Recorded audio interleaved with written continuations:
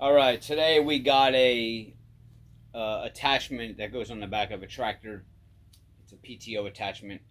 The model is a Mustang 7117 Verti Aerator.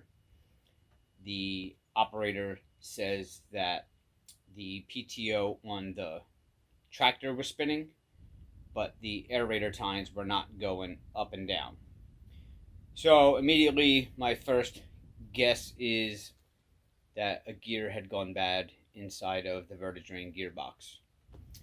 I've never worked on one of these machines before, so it's just going to be a case of ripping the gearbox apart and seeing what kind of metal falls out. But it definitely sounds like that's probably what it is, unless there was something obvious where there was a log or something jammed in the tine somewhere to prevent it from going up and down. But I would think somebody would have seen that, and I'm not going to be that lucky to have something that simple.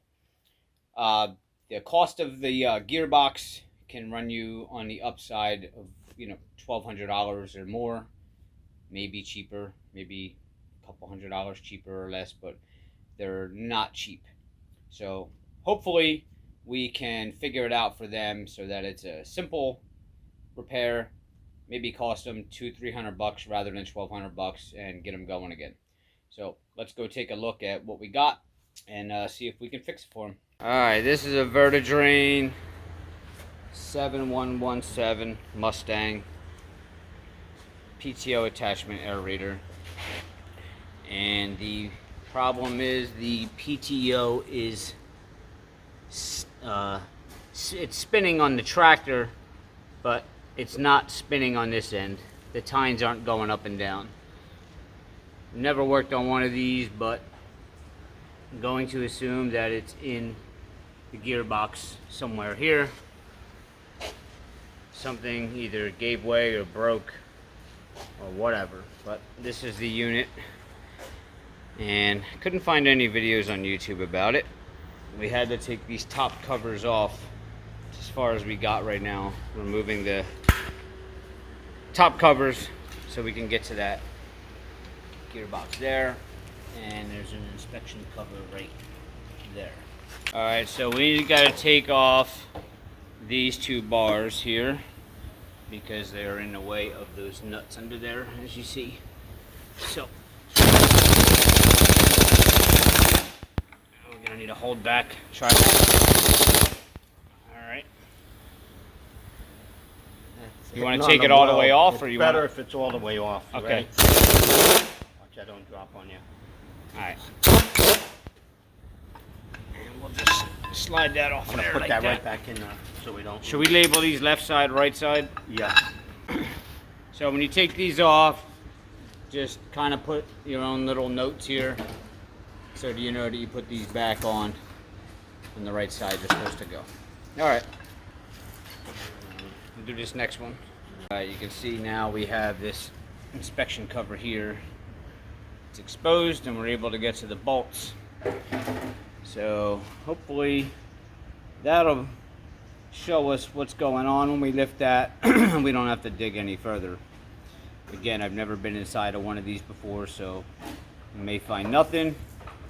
And then we would have to drop this entire assembly down, which includes dismantling these first couple tines here to get that shaft out, and I really don't want to get in that deep, but let's get these off and see what's underneath. Alright, so the first thing that we're gonna do is take out this drain bolt here. We're gonna drain some fluid out before we go removing any of these covers so we don't have a mess on the floor. So just get yourself a little pan. You can see we have ours kind of just wedged in there, and we're gonna crack that bolt and get that fluid out of there.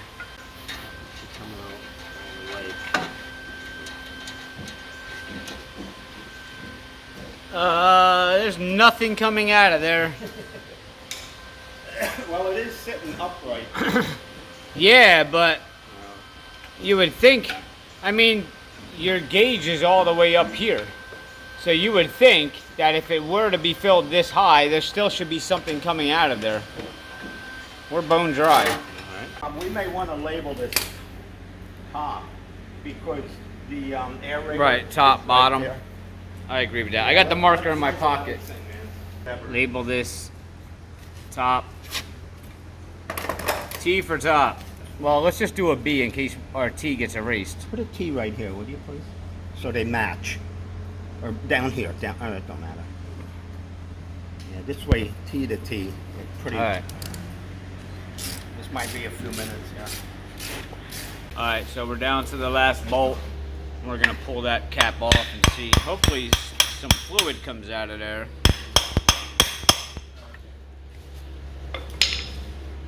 See what's in. Oh, there it comes, right there.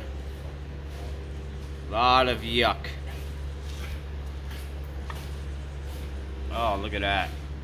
Well, don't bang that out. Let's see if there's any debris in that, any signs of anything. Sort through that. Look at that. Pudding. Yum. I'm hoping that's where our problem's going to be. Then we don't have to drop this whole thing down. But we're going to sort through that and see if we can find anything, and then we'll be back.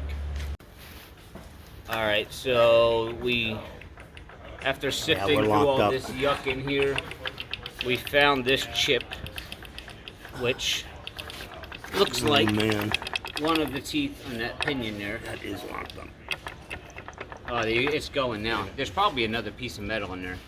Oh wait, watch yourself. Yeah, we did find this chip in there. So, What is that one there? that's not good news. Oh, that's it right there. That's the missing tooth right there.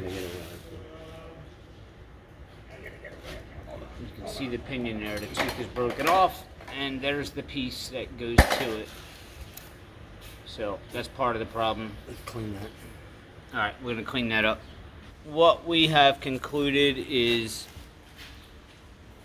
the operator said that the tines weren't spinning when it was hooked up to the tractor. And as I showed you, we have a broken tooth there, and there's the chip. So what I believe happened was this thing we weren't able to spin this, and the tractor wasn't able to spin this. So the diagnosis is that this tooth broke off, became lodged in the gears, and that's what jammed it up. So to save $1,200, it seems to be spinning fine right now. There is a lot of other teeth. It would be quite a job to remove the whole gearbox and put a new pinion in there, but it is working, and the machine's not used that much, just a couple of times a year. So we're gonna, on a leap of faith and hope, put it back together and see if that'll operate with just that one tooth missing.